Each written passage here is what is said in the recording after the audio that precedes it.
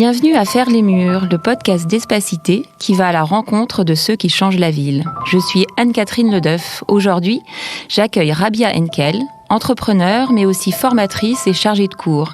2 casquettes dont le trait commun est de promouvoir le développement de modes alternatifs de production de l'habitat. Bonjour à tous, bonjour Rabia. Bonjour Anne-Catherine. Rabia, je m'adresse à vous d'abord en tant qu'entrepreneur, car votre parcours me semble en quelques points assez atypiques. Vous avez passé 10 ans dans la promotion immobilière, ça on voit ce que c'est, puis 10 ans à exercer un autre métier, celui de promoteur de la courtoisie urbaine. C'est quoi un promoteur de courtoisie ? Alors, courtoisie, c'est vraiment un idéal. Personnellement, je la distingue de la politesse, c'est-à-dire c'est vraiment un acte conscient, un temps qu'on prend pour comprendre, bien regarder si on a vraiment vu tout le monde, si on a vraiment dit bonjour à tout le monde, comprendre les attentes de chacun. Et quand elle s'invite vraiment dans la fabrique de la ville et dans l'acte urbain, ça devient magnifique parce qu'on amène des outils nouveaux, de l'inertie, donc de l'attente, un temps de projet. Et voilà, c'est une capacité à partager la gouvernance de projet et à faire les projets avec ceux qui sont concernés. Après, promoteur, c'est un mot auquel je suis vraiment très attachée, même si les communautés avec lesquelles je travaille, ils ont tendance à retenir plus la courtoisie urbaine que la promotion. Mais dans promoteur, il y a l'action déjà, parce qu'un promoteur, c'est un maître d'ouvrage qui va jusqu'à la livraison et tout. Je trouve ça fabuleux, parce qu'il y a beaucoup de métiers où on n'a pas cette chance d'aller jusqu'au bout de ce qu'on a pensé. Il y a promesse aussi, il y a promouvoir. Voilà, donc c'est quelque chose que j'ai porté, que je commence aujourd'hui à partager avec une équipe. Donc je suis très heureuse de ça aussi. Voilà. Est-ce que la courtoisie, c'est hors sujet dans le secteur traditionnel de la promotion ? Alors, sincèrement, c'est presque oui. Alors, c'est pas un oui total, mais quand même.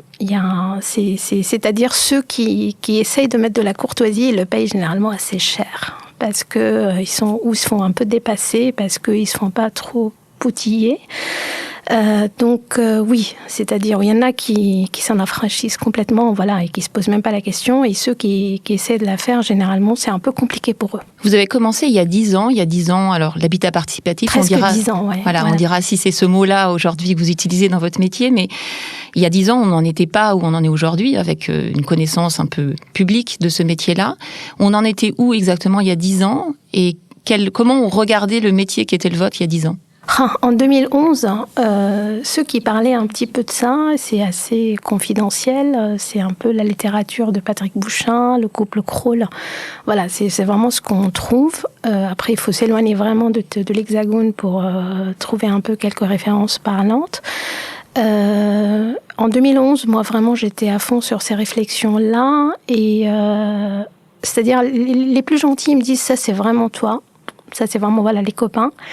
Et ceux qui sont vraiment dans l'action, ils me disent ça ne marchera jamais. C'est génial, mais ça ne marchera jamais. C'est-à-dire, c'est vraiment, il y a une projection un peu de ses propres, on va dire, blocages. Il y a un manque de confiance, une fatalité culturelle que ça peut pas marcher. Donc, ça a été, moi, je peux dire vraiment. Alors, j'ai pas eu vraiment une traversée des déserts parce que on a eu très vite des projets et on a porté, parce qu'on était dans un écosystème confidentiel, mais qui a vraiment porté les choses. Mais dès 2014, là, pour moi, c'est devenu vraiment une demande sociale. On avait vraiment des appels entrants de citoyens, de collectivités et tout ça qui savent ce qu'ils attendent et qui veulent en fait mettre du design social, de la courtoisie urbaine, de l'empathie, qui veulent intégrer en fait ceux avec qui on fait la ville. Donc il y a 10 ans, on pense que ça marchera jamais. Aujourd'hui, ça foisonne. C'est peut-être même un effet de mode. En tout cas, vous allez nous dire ce que vous en pensez. On voit aujourd'hui effectivement émerger un foisonnement de nombreux projets, d'habitat participatif à la co-conception des projets. Là, je m'adresse à vous cette fois-ci en tant qu'enseignante, ce que vous transmettez, vous souhaitez transmettre vos convictions. Espacité a fait en 2017 une étude dans laquelle on voyait, on avait pu observer plus de 2500 de logements en projet. Donc, c'était il y a quelques années. Une partie est sortie de terre. Donc, c'est petit dans les marchés immobiliers, mais ça commence à peser dans la culture. Est-ce que vous pouvez nous aider à faire un peu le tri entre la co-conception et l'approche plus puriste de l'habitat participatif tel qu'on peut l'entendre en France ou en Europe du Nord? Alors, déjà, juste je fais un petit aparté. Pour moi, tout ça, c'est vraiment génial. C'est-à-dire, même si qui portent ça parce que c'est la mode ou parce que c'est la crise et que ça peut apporter aussi des solutions et tout ça, c'est toujours positif. Je vous dirai pourquoi. Moi, je suis pour cette diversité d'acteurs et pour tous ces sons de cloche. Ce que je veux dire par là, c'est que l'habitat participatif, il a sa propre histoire en France. Il a en fait un milieu politique qu'il a porté et aujourd'hui, on voit bien qu'il a quitté vraiment son milieu natif et qui se diffuse plus amplement, il devient vraiment grand public de tout territoire, etc. Donc ça, c'est une réalité. Il n'a pas la même histoire en fait que dans les pays du Nord et tout ça. Donc c'est pour ça que, est-ce que c'était sa chance? C'est bien parce qu'il y a eu, voilà, ça a été porté, mais c'est aussi son handicap parce qu'il a cette étiquette-là. Ensuite, la co-conception, le logement sur mesure et tout ça, moi, j'ai pas envie de dire c'est pas assez. C'est bien parce que c'est déjà reconnaître une légitimité à se prononcer en fait sur le dessin et la conception de son logement. C'est dommage quand ça répond pas à d'autres questions de l'accès vraiment au logement. Donc, je pense qu'il faut aussi, les deux, ils sont compatibles. C'est-à-dire, avant tout, l'immobilier en France, il a besoin d'être raisonné, de faire rencontrer vraiment en fait, les prix de vente avec la capacité vraiment d'acquisition des ménages sur les marchés tendus, mais pas que, même en milieu rural et tout ça, il y a un vrai souci d'offres, de qualité d'offres et de donner une alternative à la résidence, maison sur son terrain.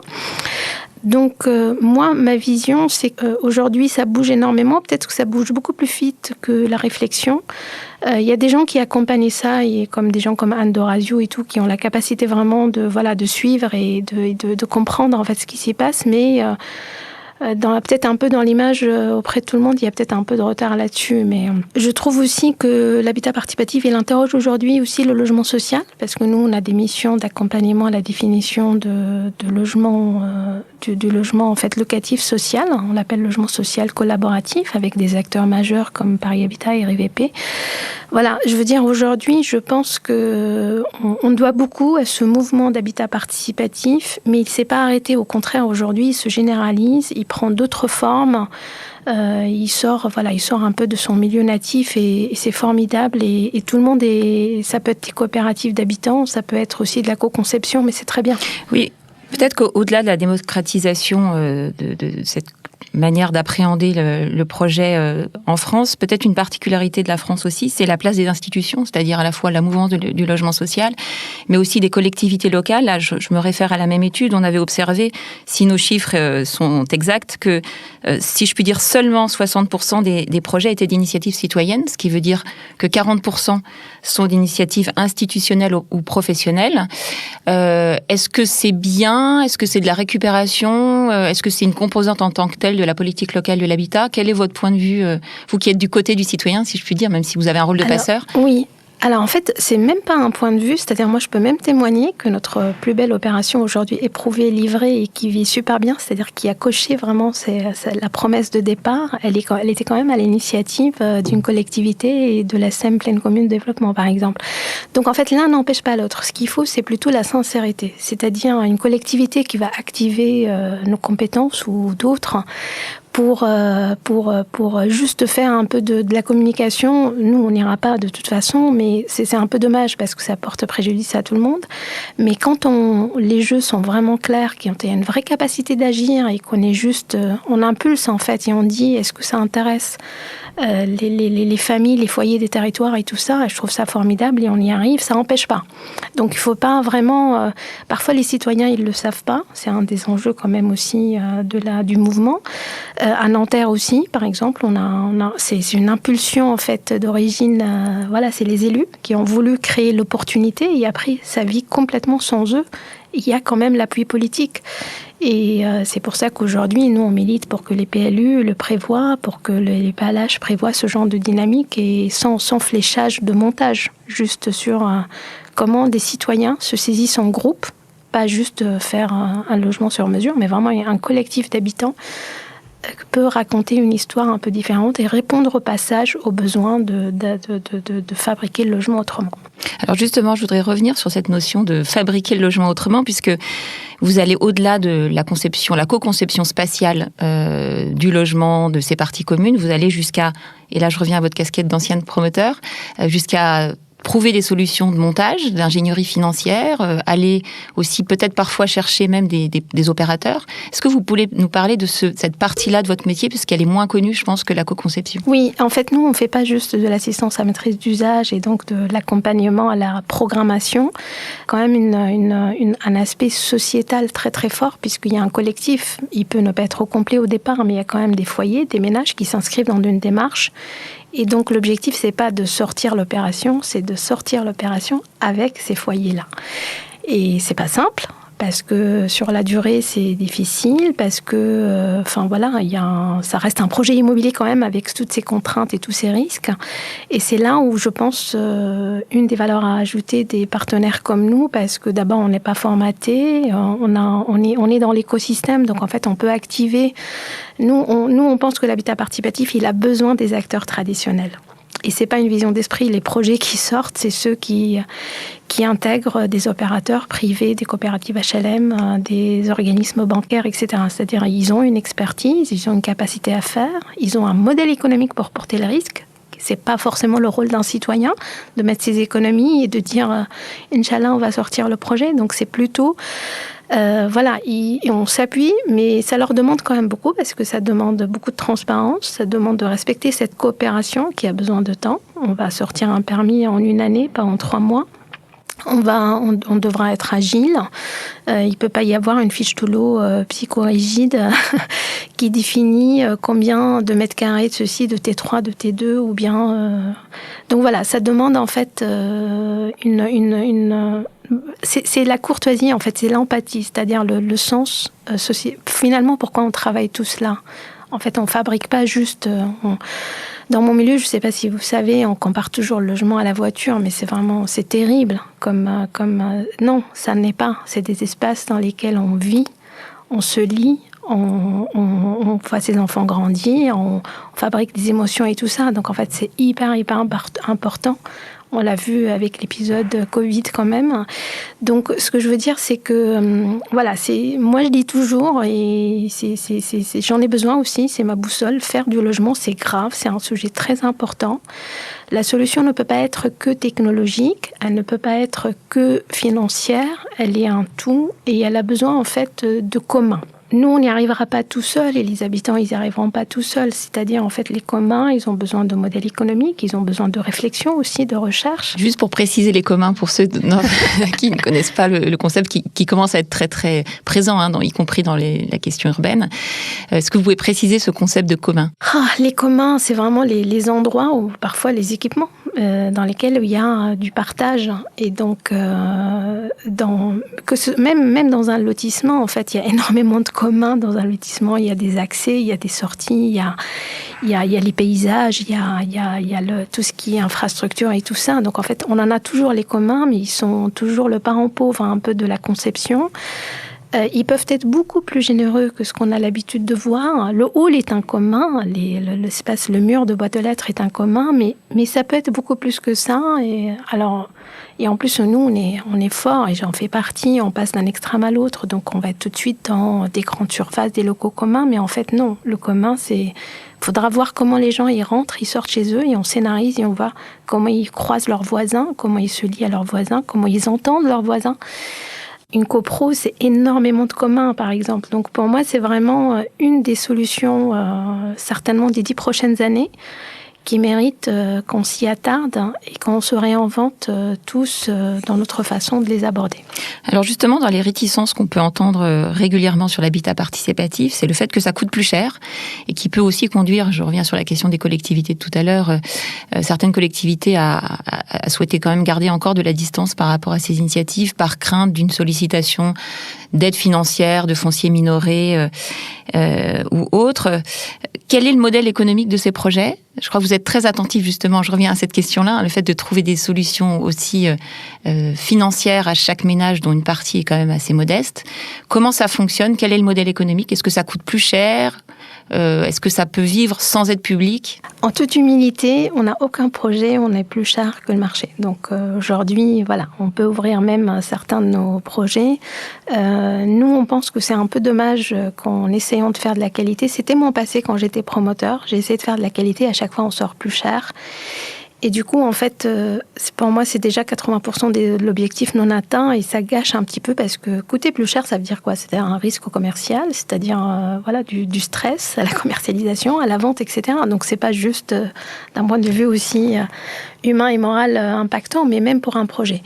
Donc, nous, dans notre projet, dans les projets qu'on accompagne, enfin, tous les projets, ils devraient l'être de toute façon, on ne devrait pas sortir plus cher. Et donc, nous, on a... Comme j'ai un passé en fait de maître d'ouvrage, j'ai compris un peu. C'est-à-dire si on travaille d'une façon classique, oui, on sort plus cher parce qu'on rajoute les couches de compétences d'intervenants. En plus, généralement, on travaille classiquement, donc en fait, on ne se comprenne pas. Donc, ne pas se comprendre, ça coûte cher. Ça veut dire prendre du temps. Le temps, ça coûte cher aussi pour un projet immobilier. C'est du portage foncier et financier. Donc nous, on a regardé un petit peu qu'est-ce qui pêche en fait parce que moi je suis partie, je ne sais pas si j'ai raison ou pas, on le verra, mais pour moi il n'y avait pas de problème d'outils de travail, il y avait des problèmes de façon de travailler. Parce que je fais partie de ceux qui pensent que la vente en état futur d'achèvement est un très bel outil juridique que d'autres Européens nous envient, parce qu'il est très protecteur, il est très clair, transparent, il y a beaucoup d'acteurs juridiques qui rentrent dans le jeu et tout. Le problème, c'est quoi? C'est qu'on va vite se dépêcher pour concevoir quelque chose. Alors, le maître d'œuvre, il va avoir son dada, le maître d'ouvrage, il va avoir son dada, l'autre expert, le sociologue, il va avoir son dada, et on se rajoute comme ça les couches. Et puis après, on va dire qui va entrer dedans. On va quand même passer par des commercialisations assez compliquées. Il faut communiquer, les 4x3 et tout ça. Donc en fait, c'est un peu vraiment, ça manque d'efficacité terriblement à la fin. Et nous, ce qu'on dit, c'est qu'on ralentit au départ. On va enlever le risque commercial parce que le risque commercial, il coûte cher. Il coûte vraiment à tous les niveaux parce que plus les années passent, plus il faut augmenter les aléas. Il y a du portage financier, des études, etc. Donc en fait, si on dépose un permis sur déjà 50% en fait, des logements, ils sont déjà préattribués. Déjà, tout le monde se détend.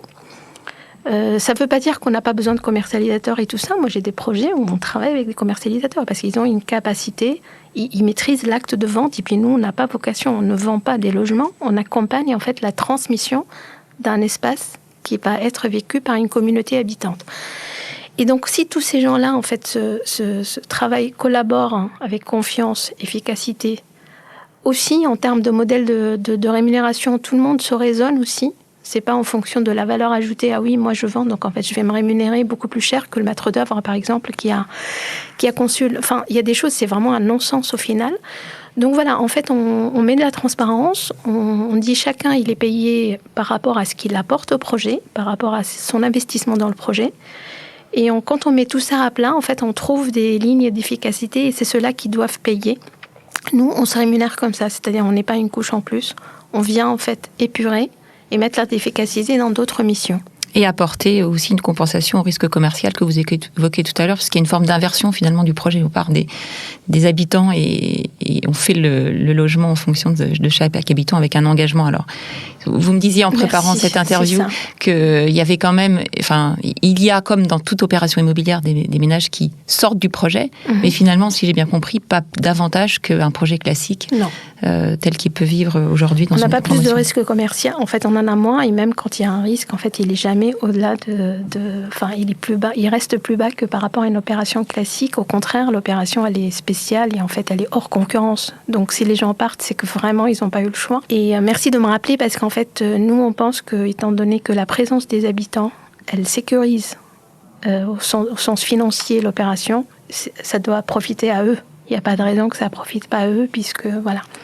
Et tout le monde est content. Moi, sincèrement, je tiens à dire que j'ai côtoyé énormément de maîtres d'ouvrage et ils ne cherchent pas à sortir plus cher.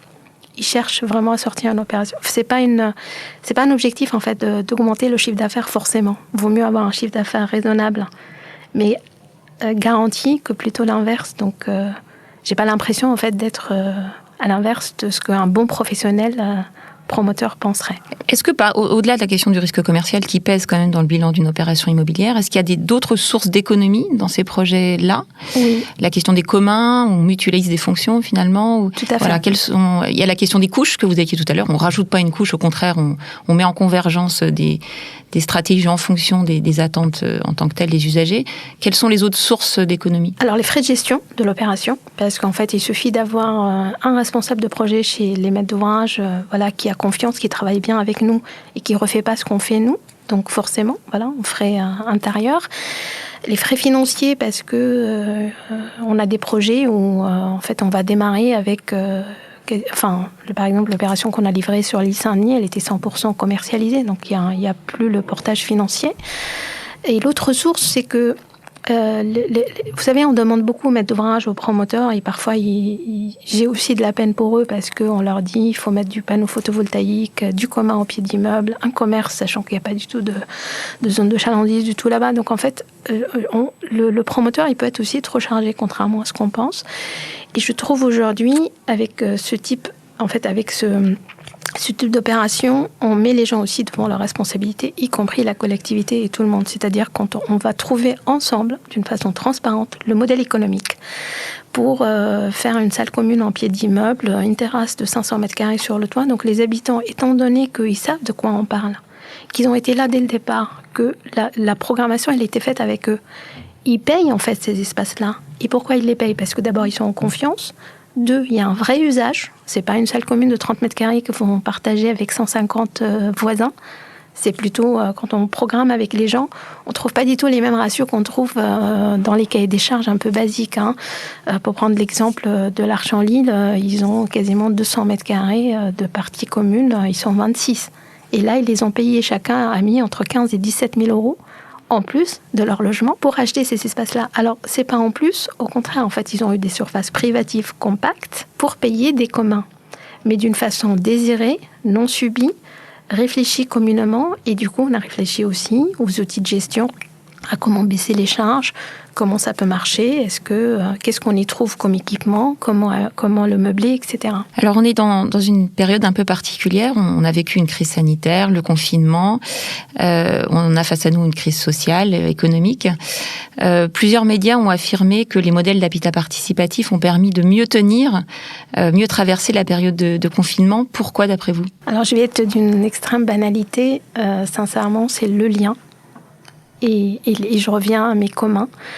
Moi-même, j'ai vécu ça à titre privé. Je connaissais pas forcément énormément tous mes voisins, mais on a réussi. En fait, c'était possible d'aller voir son voisin et savoir s'il va bien et tout ça. Donc, en fait, aujourd'hui, on sait que d'une façon générale, ceux qui ont vécu d'une bonne manière le confinement, c'est ceux qui sont connectés aux autres, qui ont trouvé des solutions communes. Et c'est vrai que moi, je peux témoigner que pour connaître certains projets, il s'est passé énormément des choses. Et je reviens au projet de l'Arche en Lille parce que c'est le plus récent et il est le plus perceptible. Il est devenu carrément comme un équipement dans la ville. C'est-à-dire la terrasse qui est en plein air extérieur, elle a continué à accueillir en fait certaines activités du coup de plein air parce qu'elle le permet et pas forcément seulement aux habitants de l'immeuble. Moi, j'espère qu'on s'intéressera vraiment à ces questions-là parce que on est assez binaire un peu. On pense qu'il faut un peu cumuler les questions, mais je pense que il faut travailler sur des communs à des échelles très très différentes. Il ne faut pas passer seulement de son logement à une grande salle commune et tout. Je suis pas sûre que ça soit toujours la seule et unique solution. Je pense qu'il y a plein d'espaces intermédiaires dans une unité de vie qui peuvent accueillir le bon voisinage et qui sera la solution à tout. Je pense que plein de maîtres d'ouvrage ont dû comprendre que la réponse privative ne se fait pas dire donner maintenant des balcons à tous les foyers pour qu'ils vivent mieux le confinement. Non. Je ne pense pas en tout cas que ça soit suffisant. Y compris en matière de capacité financière et d'inégalité sociale, dans les prescriptions qu'on peut voir aujourd'hui sur la capacité à vivre le confinement, Absolument. à vivre tout à fait. Ça coûtera encore plus cher parce qu'on construit quand même de plus en plus cher. Ça, c'est une fatalité. On voit bien dans notre échange que cette question de participation, voilà, elle est présente. Elle est présente aussi dans d'autres dimensions de la ville. On n'en a pas parlé, mais sur la question urbaine, où il y a une soif et un appétit de participer. Donc, on va dire que votre métier est promis un bel avenir et vos groupes de citoyens vont pouvoir se coopter aussi entre eux. Pour autant, on l'évoquait tout à l'heure, on a parfois encore des réticences, on a peut-être des freins juridiques, des freins. Est-ce que vous pouvez nous en parler dans votre métier aujourd'hui? Quels sont un peu les défis à venir pour aller plus loin et puis aussi tenir la promesse qu'on a évoquée au début de notre entretien? Voilà, quelles sont les marches qui restent à franchir pour aller plus loin? Alors, je vais répondre sur le défi. Ça veut dire que c'est pas acquis, ça va prendre un peu de temps. Et puis sur les marches qui sont des choses plus accessibles. Le défi, je pense, c'est le déclic qu'on doit tous avoir de dire, en fait, un collectif est plus fort qu'une structure ou une personne seule.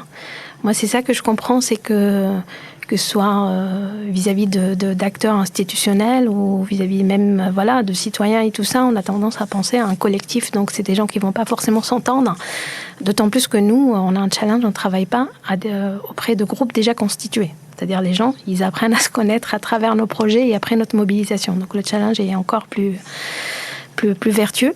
Donc, le défi, c'est vraiment, il faudrait qu'on comprenne qu'un groupe, il a plus de ressources, plus de réseaux, plus d'intelligence qu'un promoteur, avec une direction et tout ça. Voilà. Donc, c'est pour moi vraiment un défi, un frein aujourd'hui pour le développement des projets.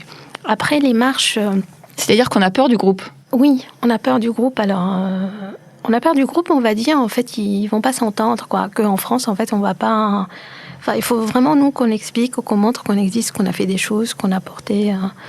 Et moi, par exemple, pour connaître un petit peu canton de Genève et tout ça, il y a carrément des dispositifs financiers et d'aide et tout ça qui sont fléchés vers les groupes qui portent des projets immobiliers.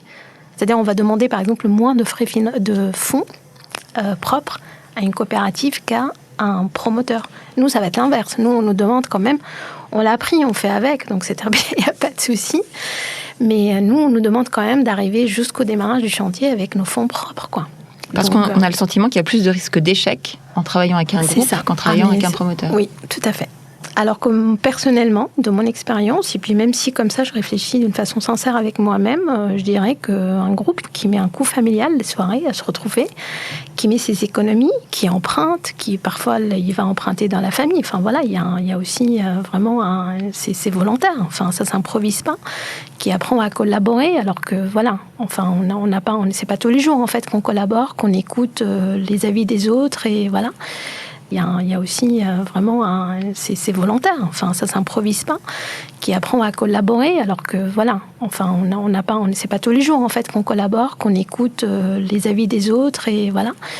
Et celui-là, il est plus accroché et plus solide qu'un promoteur qui peut faire ici ou il va choisir entre Saint-Denis ou Saint-Ouen ou je sais pas.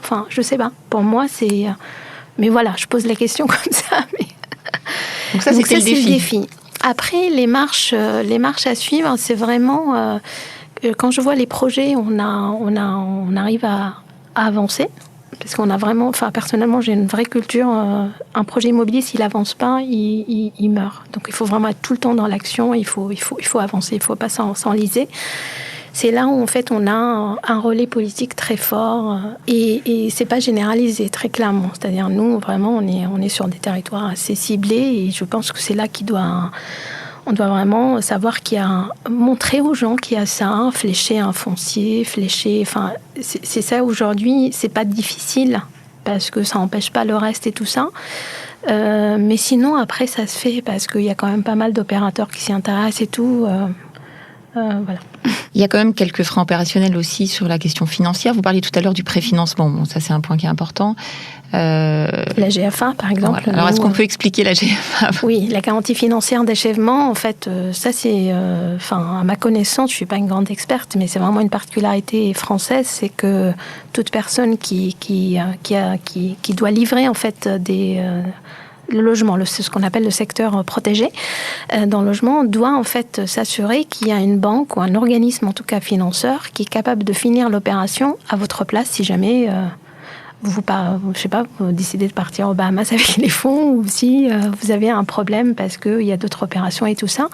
Donc, et ça, pour moi, c'est vraiment extraordinaire, c'est qu'il y a toujours, une assurance pour que le projet sorte de terre.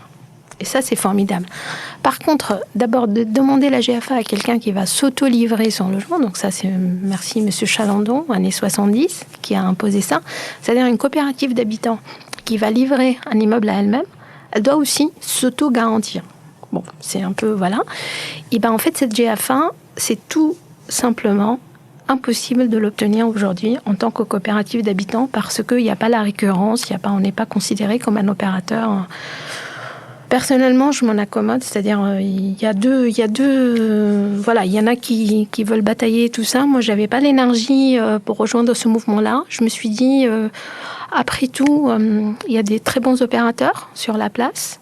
Un promoteur, c'est pas forcément méchant, surtout quand c'est une coopérative HLM qui partage en fait l'esprit coopératif, qui comprennent en fait qu'il y a ce temps-là et tout ça. Donc, on fait des alliances et c'est comme dans la nature, il y a toujours des alliances et tout ça et c'est très bien. Donc c'est vrai que si on lève ce point-là, je pense qu'on massifierait parce que là, ça reste quand même, ça repose quand même sur un réseau, quoi. Donc forcément, c'est discriminatoire quelque part. Si on n'accède pas à ce réseau, on est bloqué. Justement, sur la question de la démocratisation du modèle, vous avez évoqué tout à l'heure, effectivement, l'importance de faire connaître ce type de projet, ce type de démarche, que c'est pas qu'une affaire de spécialistes, d'initiés, de sachants.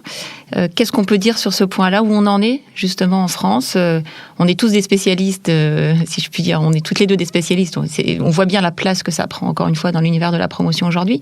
Mais dans l'univers citoyen, qu'est-ce qu'il en est aujourd'hui? On est au début, on a avancé? Alors oui, le verre est à moitié plein quand même, mais ça veut dire qu'il est à moitié vide. C'est-à-dire on peut vraiment faire plus. Moi, on voit aujourd'hui un public vraiment différent, qui a un parcours un peu différent, y compris en milieu rural, par exemple, et tout ça. Donc c'est quand même... on avance, mais c'est pas assez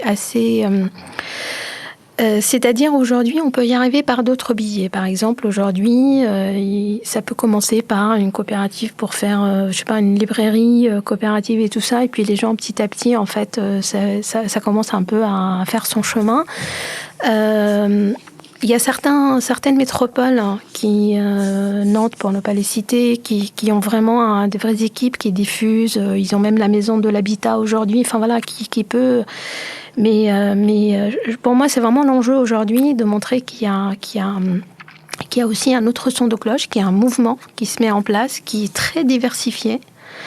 Et parce que parfois on peut avoir l'inverse, c'est-à-dire on peut avoir en fait un groupe ou quelques personnes qui viennent en disant je veux faire une coopérative d'habitants, mais en fait non, ça n'a pas de sens. L'outil n'est pas un objectif, c'est vraiment je veux habiter dignement sur tel territoire, c'est là où j'ai mes réseaux amicaux, familiaux, de travail, je veux me rapprocher de mon travail. Et donc là on voit est-ce qu'on est à capacité de dérouler tel outil et tout ça, mais donc, vous voyez, c'est-à-dire parfois aussi, quand ils sont experts, ils sont un peu enfermés mais c'est pas comme ça qu'il faut aborder l'immobilier. Donc pour moi, il y a vraiment cet enjeu de formation qui est à mon avis valable pour plein d'autres champs, mais cette formation, apprendre, et puis une formation au plus proche des gens, et justement les communs, ils peuvent relayer ce genre de choses. La ville apprenante, on en est loin aujourd'hui, beaucoup en parlent, mais c'est comme, sincèrement, moi je le dis il n'y a pas très longtemps avec un membre d'habitants, et c'est comme être parent. Il y a ceux qui vont se prendre plein de livres, qui vont aller sur tous les sites, ils vont apprendre, ils vont aller jusqu'à voir une psy, voir comment gérer son adolescent. Vous voyez, donc là, il y a un bagage, il y a des moyens. Et puis, ceux qui vont faire ça, et puis ça suffit, parce que l'amour, il va tout gérer, tout ça, ça marche quand même.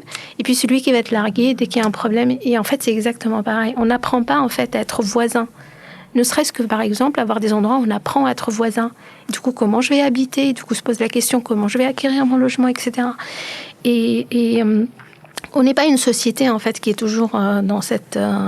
on a beaucoup de moyens, mais ils ne sont pas forcément fléchés par... Il faut qu'on apprenne ce genre de choses qui ne peuvent pas forcément toujours s'improviser et qu'on repose toujours sur l'être, quoi. Rabia, ce podcast s'appelle « Faire les murs ». Alors, j'ai une dernière question. Si vous deviez faire le mur pour une cause, quelle serait cette cause? Alors... j'ai déjà fait le mur, en quelque sorte, pour aller chercher la parole habitante dans les projets immobiliers et faire de la coopération dans le projet immobilier, c'est quand même voilà, c'était vraiment antinomique et ça l'est de moins en moins et j'en suis heureuse. Sincèrement, je pense que ça va être sur la diffusion. La diffusion et apprendre la notion de voisinage, de comment se connecter, vivre ensemble, comment gérer un conflit et tout ça. Donc c'est plus, si je peux, sortir et aller et trouver une façon de massifier, je sais pas, aller à la télé et tout ça, enfin vraiment des outils, des masses médias comme ça qui parlent vraiment au plus grand nombre et montrer qu'il y a tout ça, ça serait formidable. Faire le mur pour que la voix porte. Nous irons peut-être contribuer un peu aujourd'hui. Je pense sincèrement, oui, absolument. Merci Rabia. Merci Anne-Catherine.